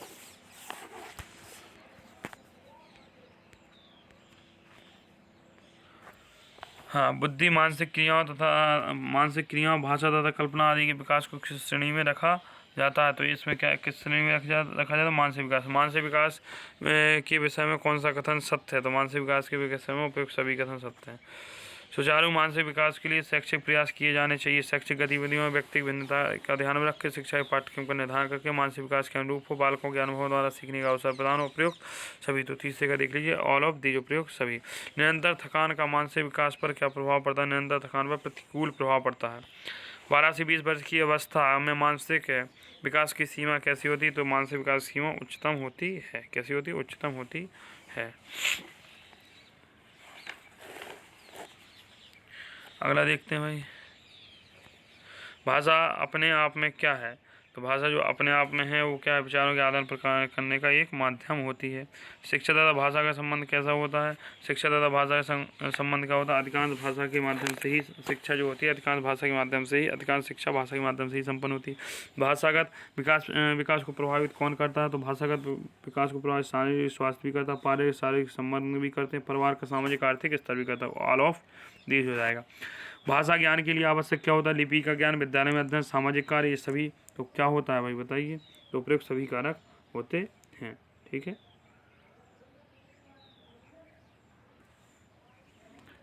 ठीक है, माफ कीजिए, भाषा कौन सा क्वेश्चन? अच्छा, भाषा ज्ञान के लिए आवश्यक है लिपि का ज्ञान, विद्यालय में अध्ययन, सामाजिक।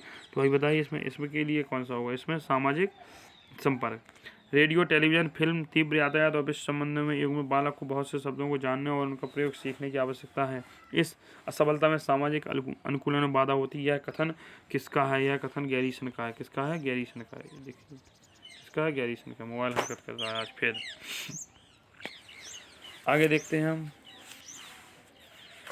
संवेगात्मक आवेश में आ जाने, भड़क उठने और उत्तेजित होने की दशा को क्या कहते हैं? तो इस दशा को क्या कहते हैं? संवेग कहते हैं। क्या कहते हैं भाई? संवेग कहते हैं। संवेगों को जानने का सर्वोत्तम ढंग क्या होता है? भाषा अभिव्यक्ति, मुखाभिव्यक्ति, विचार प्रक्रिया का नष्ट होना। तो क्या होता है? मुखाभिव्यक्ति होती है। बालकों के संवेगों की विशेषताएं होती हैं। बालकों के संवेग क्षणिक होते हैं। बालकों के संवेग सीख से भिन्न भिन्न बालकों की समाज स्थिति होती है। उपयुक्त सभी विशेषताएं। बच्चों के लिए संवेगों का महत्व है। आनंद की प्राप्ति संवेगों के माध्यम से अच्छे आत्म विकास, सामाजिक समायोजन की सहायता, उपयुक्त सभी, ऑल ऑफ दीज।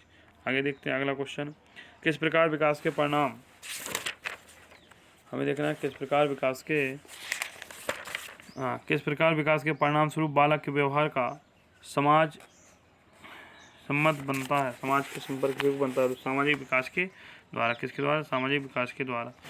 आगे देखते हैं।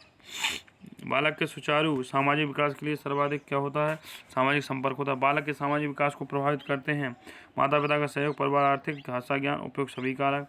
बालक के सुचारू सामाजिक विकास के लिए शिक्षा का स्वरूप कैसा होना चाहिए, तो बालक के सुचारू विकास के लिए शिक्षा का स्वरूप कैसा होना, उपयुक्त सभी, मतलब शिक्षा में सामूहिक खेलों एवं क्रियाओं का समावेश हो। बालकों के सामाजिक सद्गुणों के प्रति उन्मुख किया जाना चाहिए। बालकों को व्यवहारिक जीवन में शिक्षा दी जानी, ऑल ऑफ दीज। आगे हम देखते हैं। आज व्यक्तिगत भिन्नता के अंतर्गत मनुष्य के सभी पहलू आते हैं जो किसी प्रकार से मापे जा सकते हैं। यह कथन किसका है, तो यह कथन बताइए आप किसका, तो यह कथन स्किनर महोदय का है। किसका है, स्किनर महोदय का। व्यक्तिगत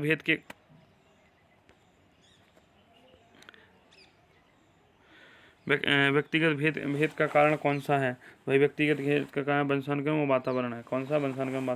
जन्मजात भिन्नता के लिए प्रमुख रूप से कौन उत्तरदायी है, जन्मजात भिन्नता के लिए प्रमुख रूप से कौन उत्तरदायी, वंशानुक्रम उत्तरदायी। व्यक्ति भिन्नता का प्रमुख कारण क्या होता है, व्यक्ति भिन्नता का प्रमुख कारण वर्णवाद, धर्मवाद, वंशानुक्रम, तो वंशानुक्रम होता है। निम्नलिखित कारण व्यक्तिगत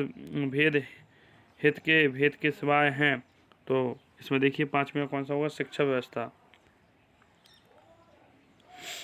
शरीर के आकार, रूप, कार्य, गति, क्षमता, बुद्धि, ज्ञान, उपलब्धि, रुचि, अभिवृत्ति तथा लक्षणों में पाए जाने वाले भेद ही व्यक्तिगत भिन्नता कहलाते हैं। यह कथन किसका है, तो यह कथन किसका है, टायलर का है। अंतर्मुखी, बहिर्मुखी तथा उभयमुखी नामक वर्ग के किस प्रकार के व्यक्तित्व की भिन्नता से संबंधित रखते हैं, तो व्यक्तिक संबंधी भिन्नता। व्यक्ति में वंशगत, शारीरिक, मानसिक गुणों के वाहक होते हैं। क्रोमोसोम, जीन्स, परिवार का वातावरण, ऑल ऑफ दी। भाई बताइए इसमें जीन्स होते हैं, कौन से होते हैं, ख नंबर। व्यक्तिगत भिन्नता की अवधारणा का शिक्षा के क्षेत्र में क्या उपयोग होता है, तो भाई बताइए। व्यक्तिगत भिन्नता के आधार पर कक्षा वर्गीकरण हो सकता है। विद्यार्थियों की ओर व्यक्तिगत रूप से ध्यान दिया जाता है। बालकों की रुचि का महत्व होता है, ऑल ऑफ दीज हो जाता है। आगे देखते हैं। सामान्य से अधिक योग्यता एवं उच्च स्तर, सामान्य से अधिक योग्यता एवं उच्च स्तर वाले जो बालक होते हैं वो कैसे बालक होते हैं, प्रतिभा संपन्न बालक होते हैं। कौन से होते हैं, प्रतिभा संपन्न बालक होते हैं। कैसे बालक होते हैं, प्रतिभाशाली बालक की विशेषता होती है बुद्धि लब्धि का सामान्य से अधिक होना, सीखने की गति सामान्य से अधिक होना, हर प्रकार की प्रतियोगिता से बचना, सृजनात्मक, तो देखो हम भी गलत पड़ गए, नहीं होती हैं, तो हर प्रकार की प्रतियोगिताओं से बचना ये नहीं होता है। अगला देखते हैं। प्रतिभाशाली बालकों की जो बुद्धि लब्धि होती है 140 से 200 तक हो सकती है। ठीक है, आगे देखते हैं। जो बालक अपनी आयु के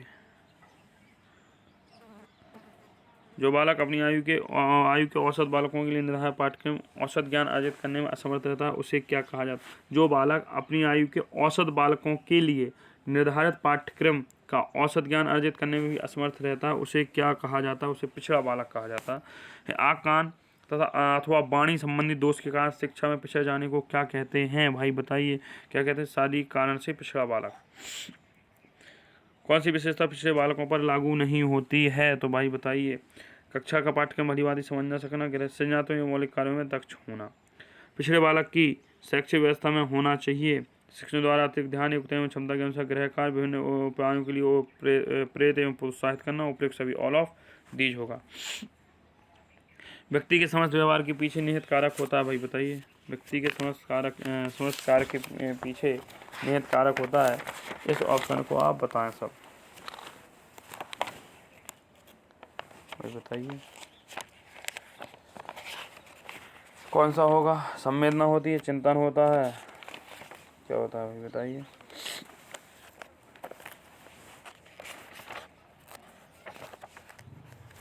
व्यक्ति के व्यवहार के पीछे प्रमुख कारण क्या होता है, इसको आपको बताना है। तो इसके आंसर क्या होती है, प्रेरणा होती है। क्या होती है, प्रेरणा होती है। अगला देखते हैं। प्रेरणा द्वारा स्पष्ट होता है कि व्यवहार क्यों संपन्न हो रहा है। अगला देखते हैं। तीसरा, जन्मजात प्रेरक क्या है, जन्मजात प्रेरक भूख है। जन्मजात प्रेरक नहीं है, मद व्यसन जन्मजात प्रेरक नहीं है। जन्मजात प्रेरकों के विषय में ये सही मनुष्यों समान होते हैं, इन्हें सीखना नहीं पड़ता या अत्यधिक प्रबल होते हैं, उपयुक्त सभी तत्व सही हैं। तो 5 में क्या होता है, उपयुक्त सभी तत्व सही हैं। अगला देखते हैं छठवां।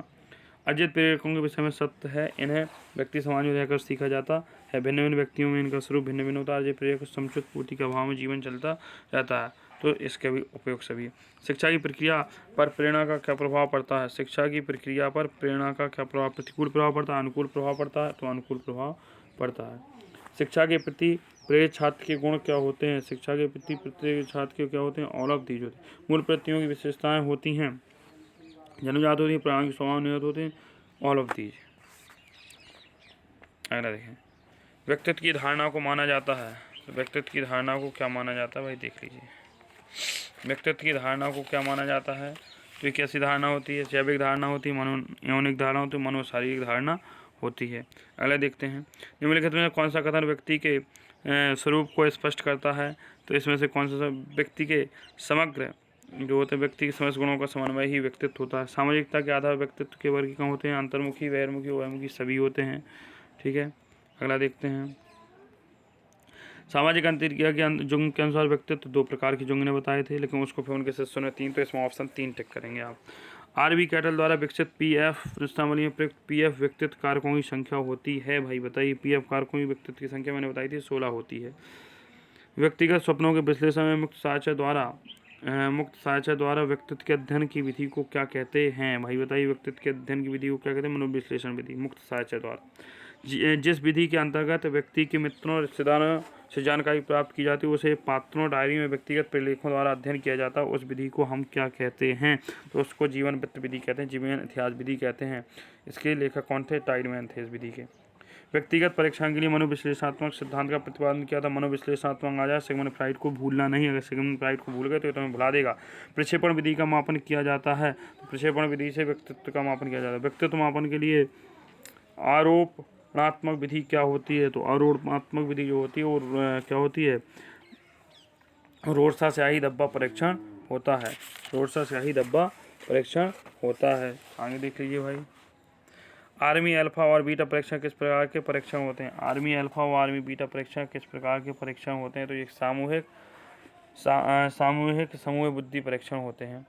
अशाब्दिक समूह बुद्धि परीक्षण उपयोगी होते हैं अनपढ़ व्यक्तियों के लिए, बच्चों के परीक्षण के लिए, मानसिक परीक्षण उपयुक्त सभी प्रतियोगिताओं के लिए। बुद्धि लब्धि के विषय में सत्य कथन क्या होता है? तो बुद्धि लब्धि के विषय में मानसिक आयु तथा वास्तविक आयु के बीच का अनुपात है, बुद्धि लब्धि नहीं है।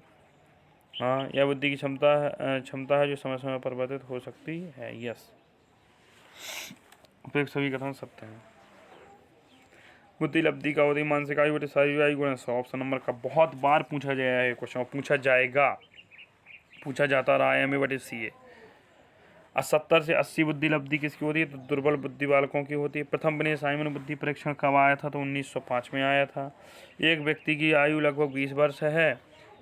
ठीक है, आयु कितनी? लगभग 20 वर्ष है। और मानसिक आयु तो उसकी जो आयु है सीए वो कितनी है? 20 वर्ष है। मानसिक आयु एमए कितनी है? 25 वर्ष है। तो 25 बटे 20 गुणा 100, 20 पंचे 100, 20 पंचे 100, 25 बना 125, 125 हो गई, गा ऑप्शन हो गया।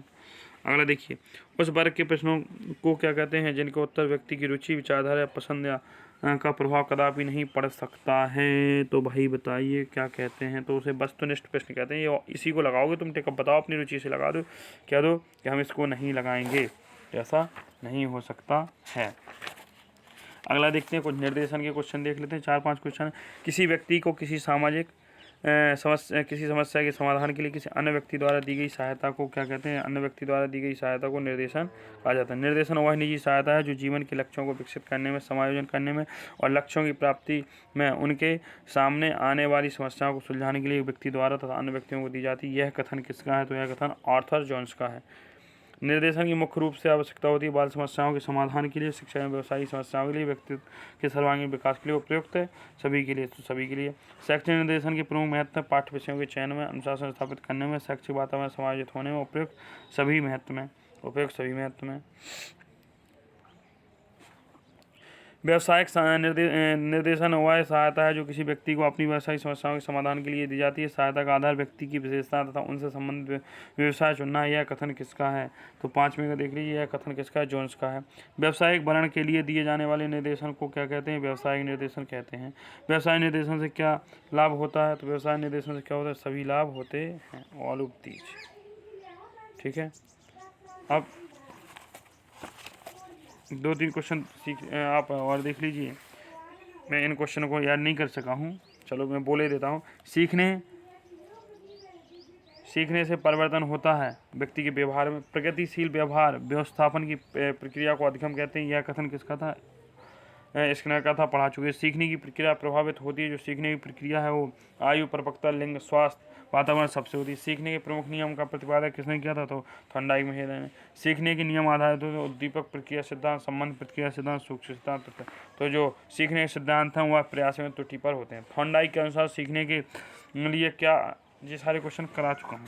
हाँ, तो दोस्तों इस प्रकार से आपको इस क्लास फॉर्मूला गेस्टोलवादियों ने किस पर विशेष, देखो ये सारे क्वेश्चन टिक वाले हैं इसलिए मैं पढ़ते जाऊंगा, आप सुनते जाएं। गेस्टोलवादियों ने किस पर सबसे विशेष बल दिया? प्रत्यक्षीकरण पर। गेस्टोल शब्द का अर्थ होता है समग्र या पूर्णाकार। प्रेरणा, प्रबलन, ह्रास का सिद्धांत किसका था? सिगमंड फ्राइड का था। मनोविश्लेषणवादी कौन थे? हल्का था। मनोविश्लेषणवादी कौन थे? फ्राइड थे। मानवतावादी कौन थे? मैस्लो थे। व्यवहारवादी कौन थे? वाटसन थे। प्रशिक्षण एवं अनुभव के द्वारा व्यवहार में होने वाले परिवर्तन को सीखना क्या करा था? गेट्स महोदय ने कहा था यह कथन। अधिगम आत्म ज्ञान एवं वृत्तियों का अर्जन, ये क्रो एंड क्रो की परिभाषा है। आगे देखते हैं। अधिगम का मुख्य चालक,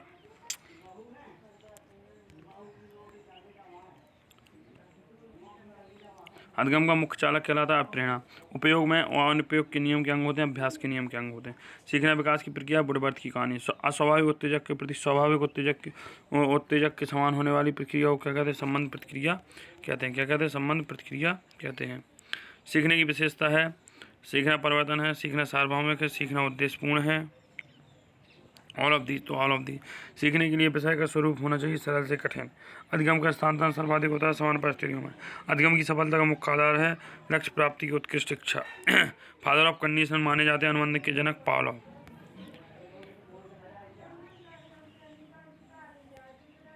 अनुबंधन प्रयोग में केवल अनुबंधित उद्दीपक घंटी की आवाज़ को उस परिस्थिति के कारण करने पर होने वाली अनुक्रिया क्या कहलाती है? अनुक्रिया अनुबंधित अनुक्रिया कहलाती है। Option number B. स्वादिष्ट वस्तु देख कम मुँह में पानी आना क्या होती है? सहज क्रिया होती है। जब एक परिस्थिति में प्राप्त अधिगम ज्ञान का अन्य परिस्थिति में कठिनाई उत्पन्न करे तो वह क्या कहलाता है? नकारात्मक स्थानांतरण कहलाता है। ठीक है। C.H. जैन ने अधिगम स्थानांतरण के किस सिद्धांत का प्रतिपादन किया? सामान्यीकरण के सिद्धांत का प्रतिपादन किया। ये मेरे खुद से लिखे क्वेश्चन है भाई। संकेत अधिगम किस अधिगम सिद्धांत पर आधारित है? तो पावलोव के शास्त्रीय अनुबंधन पर। पावलोव के प्रयोग में भोजन को अनुबंधन की भाषा में क्या कहा जाते हैं? अनुबंधित दीपक कहते हैं। बुरी आदतों को सुधारा जा सकता है अनुबंधन के द्वारा, इसके अनुबंधन के द्वारा, तो सी ऑप्शन है। अधिगम को प्रभावित करने वाला व्यक्तिगत कारक होता है परिपक्वता। आज मोबाइल हरकत कर रहा है, सही से नहीं आ रहा। राजू खरगोश से डरता है। शुरू में खरगोश को राजू की काफ़ी दूर रखा गया। आने वाले दिनों हर रोज़ खरगोश और राजू के बीच की दूरी का अंत में राजू की गोद में खरगोश रखा गया और राजू खरगोश से खेलने लगा है। यह किसका उदाहरण है? तो शास्त्रीय अनुबंधन का सिद्धांत है। गणित, यदि गणित का अधिगम भौतिक के अधिगम के सहायक हो रहा है तो सकारात्मक अधिगम स्थानांतरण है। उद्दीपक अनुक्रिया के मध्य साक्ष्य स्थापित होता है अधिगम के द्वारा। देख रहे कैसे पेन चल रहे हैं। कबीर के दोहे को याद करने पर और किसी को तो शून्य स्थानांतरण होता है। बार बार दोहराने के अधिगम को बढ़ावा मिलता है। किस नियम का है भाई? यह किस नियम का? अभ्यास का नियम। सीखने से संबंधित जो नियम सीखने से संबंधित तथ्य निम्नलिखित में से नहीं है। सीखने से संबंधित तथ्य सीखना केवल विद्यालय में होता है, ये नहीं है। व्यवहारवाद के जन्मदाता वाटसन महोदय, जॉन बॉर्स और बॉर्सन। शिक्षा होने के नाते आप सीखने के किस नियम को नहीं अपनाएंगे? प्रलोभन के नियम को नहीं अपनाएंगे। निम्न में से कौन सा उदाहरण अधिगम से प्रेरित होता है? हाथ जोड़कर अभिवादन करना या अधिगम से प्रभावित होता है। एक बच्चा अतीत की समान परिस्थिति की गई अनुक्रिया के आधार पर नई परिस्थिति में प्रति अनुक्रिया करता है। या क्या होता है? सीखने की सादृश्यता को दर्शाता है। कक्षा 8 के विद्यार्थी यह आदत बना ली है कि उसे पुरस्कार प्राप्ति हेतु पढ़ना। यह उदाहरण है क्रिया प्रसूत का उदाहरण। अधिगम से संबंधित मनोविज्ञान की विचारधारा एवं उनके प्रतिपादकों के जोड़े यहाँ दिए गए हैं। इंगित कीजिए कौन सा जोड़ा सही मिलान नहीं बनाता है। तो व्यवहार का वाटसन गुथरी सही है। फैकल्टी मनोविज्ञान बोर्ड एवं रीड। चलें। पुनर्बल हले एवं स्किनर। गेस्टोलवाद थॉर्नडाइक नहीं होती है। कोहलर, मैक्स वर्दीमर, कोफ्फा, कर्टलेवन, ये सारे होते हैं। नीचे अधिगम सिद्धांतों के प्रतिपादक उनके नाम जोड़े से दिए गए हैं। तो उसमें क्या होता है? अनुकूलन सही मिलान नहीं है। तो भाई देखिए सही मिलान कौन सा नहीं है? तो अनुकूलन अनुबंधित अनुक्रिया जो होती है ये नहीं है भाई। इस पावलोव महोदय के पुनर्वस सही है। सूच का सिद्धांत सही है। दीपक अनुक्रिया सिद्धांत। परिपक्वता इत्यादि से व्यवहार में उत्पन्न परिस्थिति को अधिगम कहा जा सकता है? नहीं कहा जा सकता है। अगला देखते हैं, परिकल्पनाओं का निर्माण अधिगम के किस क्षेत्र में होता है? संज्ञानात्मक क्षेत्र में होता है। जैव की अनुबंधन का सिद्धांत, जैव की अनुबंधन का सिद्धांत हल महोदय ने दिया। किस सिद्धांत के अनुसार आवश्यकता की पूर्ति की सीखने की प्रक्रिया पर आधारित होता है? आगे चलते हैं भाई, किस सिद्धांत के आवश्यकता की पूर्ति सीखने की क्रिया पर आधारित होती है? तो भाई बताइए इसमें कौन सा हो जाएगा? तो हमारा हो जाएगा आवश्यकता की पूर्ति सीखने की प्रक्रिया के आधार पर होती है, तो संबंध बांध का हो जाएगा। समस्या के हल या अचानक समाधान की वकालत करने का सिद्धांत होता है सूच का सिद्धांत। अभिक्रमित अधिगम चिन्ह में निम्न में से किस पर आधारित है? क्रिया प्रसूत अनुकूलन पर। अल्बर्ट बांडूरा द्वारा दिए गए अधिगम सिद्धांत को अवलोकन अधिगम सिद्धांत से भी जाना जाता है। BPF ये कर्टलेमैन ने दिया था, क्षेत्रवादी थे। सूची फर्स्ट को सूची 2 से सम्मिलित कीजिए। थॉर्नडाइक उद्दीपन अनुक्रिया सिद्धांत सही है। कोयला अंतर्दृष्टि सिद्धांत सही है। पावलो अनुकूलित अनुक्रिया सही है। कलाकार सभी सही है। गुथरी द्वारा दिए गए सिद्धांतों में एक बार प्रस्तुत होने पर घटित उसी समूह के पुनः प्रस्तुत होने पर मूल व्यवहार में होता है उद्दीपक अनुक्रिया। उद्दीपक अनुक्रिया, उद्दीपक के एक बार प्रस्तुत होने पर अनुक्रिया उसी समूह के उद्दीपक पुनः प्रस्तुत होने पर मूल व्यवहार में अनुक्रिया हो जाती है। अगला देखते हैं दोस्तों, कोयला ने सुल्तान के तेनरीफ द्वीप पर की थी। प्राचीन अनुबंधन के सिद्धांत को कहा जाता है टाइप एस अनुबंधन। रॉबर्ट एम गैने द्वारा दिया गया अधिगम का सिद्धांत होता है श्रृंखला अधिगम। अरे राम, क्या कहते हैं भाई, किस सिद्धांत के पुनर्वर्णन का विशेष महत्व होता है? क्रिया प्रसूत। हे राम, छोटे छोटे बालक सीखते हैं काम अधिगम से शैशवावस्था द्वारा। बड़े बालक प्रतिबोधनात्मक थे, हम लोग संकलात्मक किशोरावस्था। सीखने की परिघटना में कौन सा आवश्यक घटक नहीं है? शिक्षक नहीं है। निम्नलिखित में कौन सा सिद्धांत यह दर्शाता है कि अपेक्षित व्यवहार के सन्निकट सकारात्मक प्रतिक्रिया तथा पुनर्वर्णन के फलस्वरूप व्यवहारात्मक विकास में किया जा सकता है? तो ऑपरेंट अनुबंधन। ठीक है, ऑपरेंट अनुबंधन सिद्धांत। अधिगम निरयोक्तता का लक्षण है अवधान संबंधी विकार। ठीक है, अवधान संबंधी विकार। ठीक है, आगे देखते हैं दोस्तों, ये सबसे बड़ी समस्या हो रही है आज।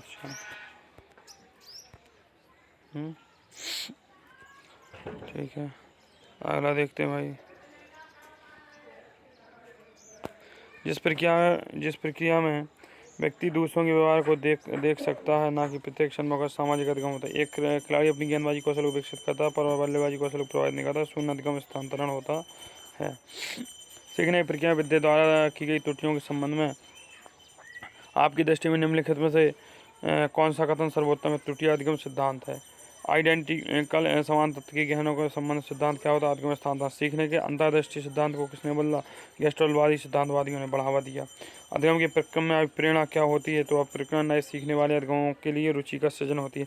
अधिगम तत्व संभव नहीं है जब तक कि व्यक्ति की शारीरिक एवं मानसिक रूप से क्या न हो, तैयार, तत्पर न हो, परिपक्व न हो, सूझबूझ वाला न हो। अनुबंधन स्थापित होने के बाद यदि बार बार मात्र अनुबंधक उद्दीपक की उपस्थिति किए जाने पर अंतरोगत्वा अनुबंधित क्रिया का बंद हो जाना कहलाता है। नहीं बताओ क्या? विलोपन कहलाता है। उद्दीपक अनुक्रिया के मध्य सहचर्य संबंध स्थापित करने के प्रक्रम को कहते हैं अधिगम कहते हैं। क्या कहते हैं? अधिगम। स्किनर के प्रतिपादन में सक्रिय व्यवहार निम्नलिखित में से किस माध्यम से नियंत्रित होता है? दंड। पुनरावृत्ति का सिद्धांत स्टैनली हॉल ने दिया था। अधिगम को अत्यंत प्रभावशाली बनाया जाता है स्वप्रेरणा द्वारा। 3 हेड, हार्ट एंड हैंड का संप्रदाय किसने दिया था? पेस्टोलॉजी महोदय ने दिया था। किसी के दूर पुकारने पर शीघ्र उसके पास पहुंचते समय जो अधिगम होता है उसे क्या कहा जाता है? मौखिक सहचर्य अधिगम कहा जाता है। फ्रायड ने सबसे अधिक बल दिया था काम प्रवृत्ति पर। निम्नलिखित में से कौन पलायनशीलता का कारण है? All of these. एक विद्यार्थी का कारण परिणाम का संबंध समझ चुका है। किस प्रकार का अवबोध? स्किनर ने कितने प्रकार के पुनर्वर्णन बताए? 4 प्रकार के बताए। विचार जितना स्पष्ट होता है उतना ही अधिक सरलता से उसका पुनः स्मरण होता है। यह कथन किसका है? स्पष्टता का नियम। एक शिक्षक अपने विद्यार्थियों को 10 वाक्यों का संस्कृत में हिंदी अनुवाद करने के लिए कहता है जो निम्नलिखित किस उद्देश्य का मापन कराते हैं? अवबोध का मापन कराते हैं। अगला देखते हैं, निम्नलिखित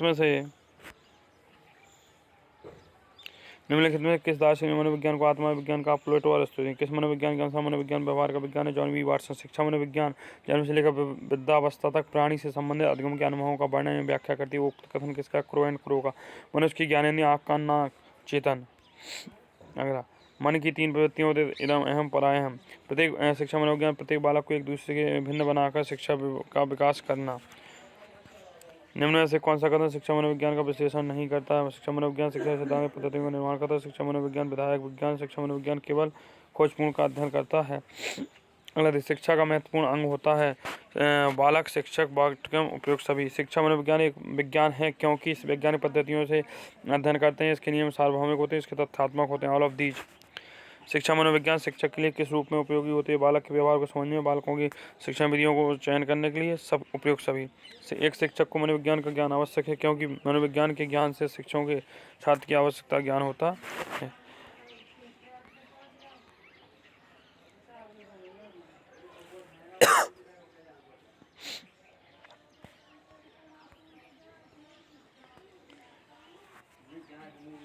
शिक्षा मनोविज्ञान क्या है?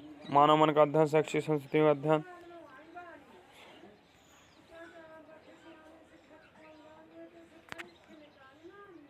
शिक्षा मनोविज्ञान का शिक्षा प्रयोग करने वाले विद्वान है पेस्टोलॉजी।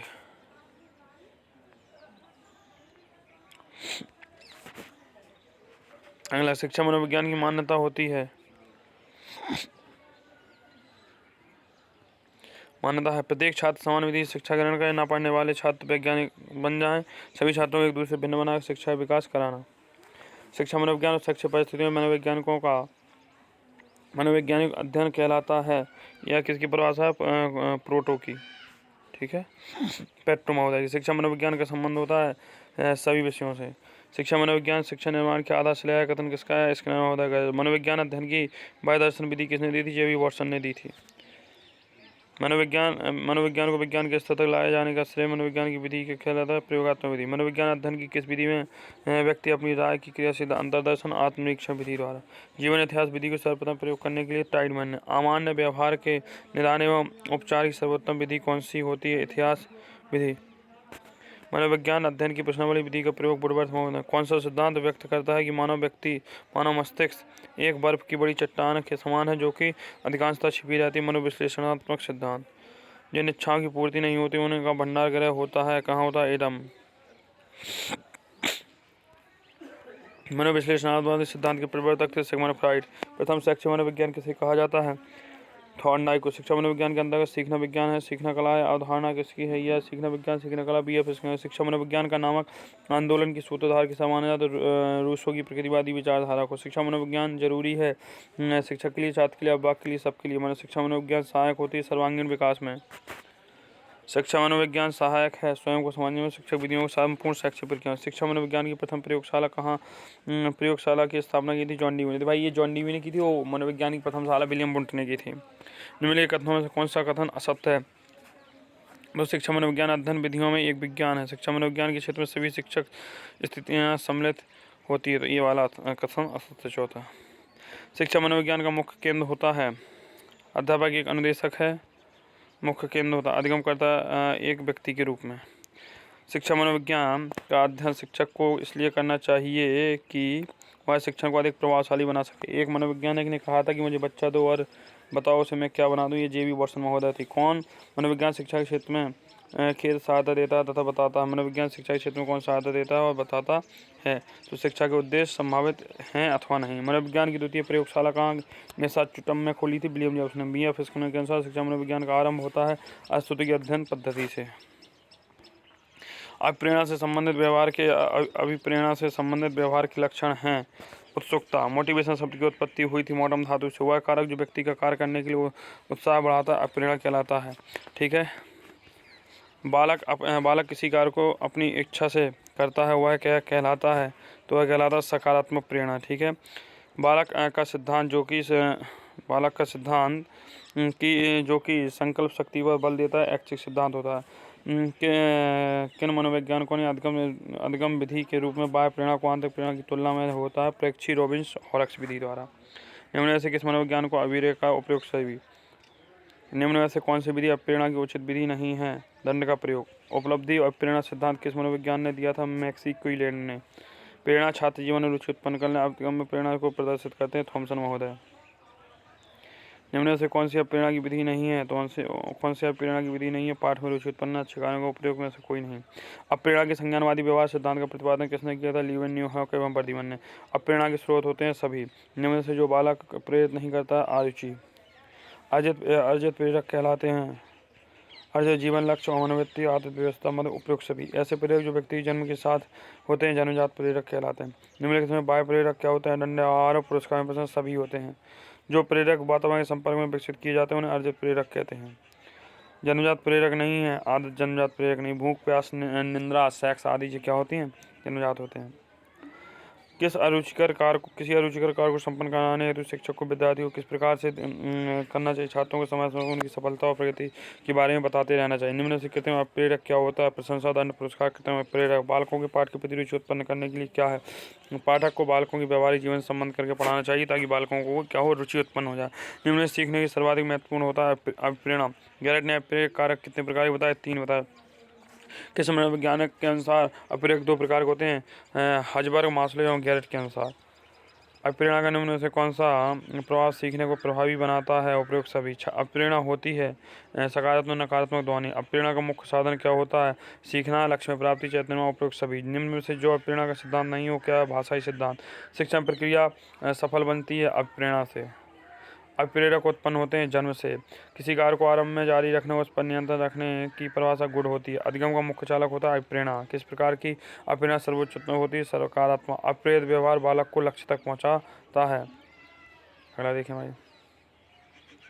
बुद्धि एक व्यक्ति की नवीन परिस्थिति से अनुकूलन करने की सामर्थ्य है या किसी का की बुद्धि की प्रकृति में निम्नलिखित कौन सी विशेषता शामिल नहीं होती है? नई परिस्थितियों विषयगत अनुभव से लाभ उठाने की अमूर्त चिंतन के उपयुक्त सभी सम्मिलित है।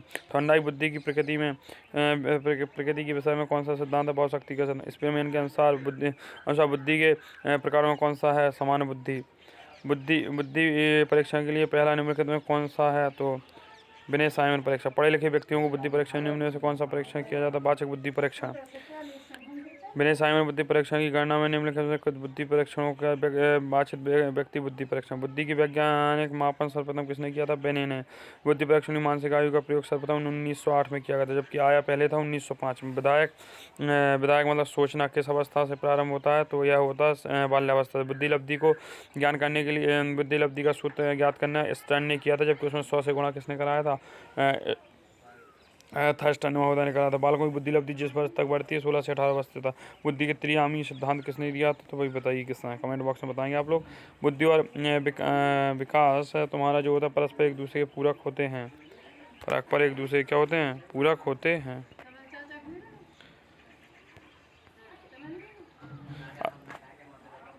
अधिगम सिद्धांतों में कौन सा कारक है जो सबको एक करता था? अनुभव। बुद्धि का प्रकार नहीं है मानसिक बुद्धि। ठीक है। बाल अभिबोधन परीक्षा किस मनोविज्ञान द्वारा? अर्नेस्ट किस द्वारा? इंद्रिय ज्ञान द्वारा बुद्धि की व्याख्या सर्वप्रथम किसने की थी? विलियम वुंडर ने की थी। चेतनाभिबोध परीक्षा के मार्ग एवं मुरे यंत्र एवं मशीनों संबंधित कार्यों में विशेष दक्षता एवं रुचि के लिए क्या होता है? तो अमूर्त बुद्धि। अगला देख। किसने कहा कि बुद्धि सीखने की योग्यता है? बंकिंगम ने। चलें ये हटाइए। थर्स्टन द्वारा प्रतिभा बुद्धि कारक होते हैं जो प्राथमिक बुद्धि का। प्रोफेसर गिलफोर्ड ने बुद्धि त्रिआयाम सिद्धांत बुद्धि संरचना सिद्धांत। प्रतिभाशाली छात्र की बुद्धि लब्धि होती है 140 से ऊपर। कुछ छोड़ दिए क्वेश्चन, उनको जरूरी नहीं है आप पढ़ें। बुद्धि लब्धि सूत्र के जन्मदाता कौन होते हैं भाई? स्टर्न महोदय हैं। ठीक है। जबकि इसको बताया किसने था? टर्नमैन ने इसके पूरे बताया। बुद्धि लक्ष्य प्रवर्तित सर्वप्रथम साइमन मापी 1905 में। बुद्धि परीक्षण की आवश्यकता क्यों होती है? तो भाई देखिए सभी प्रकार। सामान्य बुद्धि बालकों की बुद्धि लब्धि कितनी होती है? तो वह 90 से 109 के बीच में। तो बुद्धि का प्रथम वाचिक सामूहिक परीक्षण ये हटाइए। बुद्धि का विभाजन सूत्र किसने दिया? टर्मन एवं मेरल ने दिया। ठीक है। जलोटा बुद्धि परीक्षण सामूहिक बुद्धि परीक्षण है। ठीक है। जैसा आयु में बच्चे की मानसिक योग्यता पूर्ण हो जाती है वह होती है 14 वर्ष का बालक होता है। थर्स्टन का समूह कारक सिद्धांत 8 को बताता है। बुद्धि लब्धि का सूत्र ये याद कर लेना, मानसिक आयु बटे वास्तविक आयु गुणे 100। चलें ये हटाइए। भारत अच्छा ये बुद्धि पहचानने के लिए भारत में सर्वप्रथम बुद्धि परीक्षण 1922 में हुआ। बुद्धि का प्रतिदर्श या न्यायादर्श मॉडल थॉमसन महोदय ने दिया। ये आपके सिलेबस में है नहीं इसलिए नहीं। विकास का संबंध होता है परिपक्वता से संबंधित आयु सभी से। अधिगम को प्रभावित करते हैं दोनों ही, परिपक्वता और प्रेरणा। विकास की अवस्था होती है किशोरावस्था वाले ऑल ऑफ दीज। विकास का स्वरूप होता है शारीरिक मानसिक सामूहिक उपयोग सभी। परिपक्वता का मुख्य लक्षण होता है उपयोग सभी। अधिगम प्रक्रिया के लिए आवश्यक होता है अभ्यास प्रयास क्रिया सभी। परिपक्वता प्रभावित होती है। प्रेरणा से वंशानुगमन से प्रजाति सभी से। शैशवावस्था में सीखने का आदर्श काल कहा जाता है वैलेंटाइन है। किशोरावस्था की प्रमुख आवश्यकताएं होती हैं। शारीरिक अवस्था, मनोविज्ञान और सामाजिक उपयोग सभी। किशोरावस्था में कौन सी मूल प्रवृत्ति उथल पुथल मचाती? काम की प्रवृत्ति। ठीक है। किशोरावस्था में निर्देशन की आवश्यकता होती है। व्यक्तिगत, शैक्षिक, व्यवसाय तीनों। किशोरावस्था बड़े बल तुमा स्टेनले हॉल ने कहा था। संवेग आधारित होते हैं। शारीरिक सामाजिक उपयोग सभी। ठीक है। किशोर से मुख्य भोजन होता है, उपयोग सभी। समायोजन का संबंध होता है सामाजिक विकास से। व्यक्ति के संवेगों को पता चलता है। आनंद मुख सुख से। व्यक्तिगत उपयोग सभी से। मैं बोलते जा रहा हूँ, आप लोग एक वीडियो को देखें, ऑप्शन को पढ़ें पॉज करके। शारीरिक व्यक्ति का बोध होता है। शारीरिक रचना, शारीरिक संरचना, उपयोग सभी से। पर्सनालिटी शब्द जो इंग्लिश का शब्द होता है। पर्सोना शब्द का अर्थ होता है मुखौटा होता है। निम्नलिखित किस शारीरिक संरचना के आधार पर व्यक्तित्व का वर्गीकरण किया? क्रैचमर ने किया। अलग निम्नलिखित में किसने व्यक्तित्व को अंतर्मुखी तथा बहिर्मुखी वर्गों में बांटा? युंग ने बांटा था। व्यापारी, खिलाड़ी, राजनेता, इनके बहिर्मुखी व्यक्तित्व होता है। वैज्ञानिक, दार्शनिक अंतर्मुखी होते हैं। विद्यालय के बालकों में व्यक्तित्व पर सबसे अधिक प्रभाव पड़ता है क्रीड़ा समूह का। स्पेंजर ने व्यक्तित्व परीक्षण कितने प्रकार के बताए? 6 प्रकार के बताए। व्यक्तित्व को प्रभावित करने वाला प्रमुख कारण होता है वातावरण। अंतर्मुखी व्यक्तित्व की विशेषताएं होती है संदेही, संगालु, एकांत प्रिय। आत्मकेंद्रित व्यक्ति व्यक्तित्व होता है अंतर्मुखी। यह करो ना करो कौन कहता? अहम कहता है। व्यक्तित्व को प्रभावित करने वाले कारक होते हैं वंशानुगमन, वातावरण। समाजमिति द्वारा अध्ययन करने से सामाजिकता का पता लगता है। हिप्पोक्रेटस के व्यक्तित्व का वर्गीकरण किया संवेग एवं स्वभाव के आधार पर किया गया। तो यहाँ पर आपके खत्म होते हैं। लगभग मैंने 500 क्वेश्चन आपको करा दिए बहुत जल्दी। धन्यवाद। मिलते हैं अगली क्लास में आज पुनः एक बार।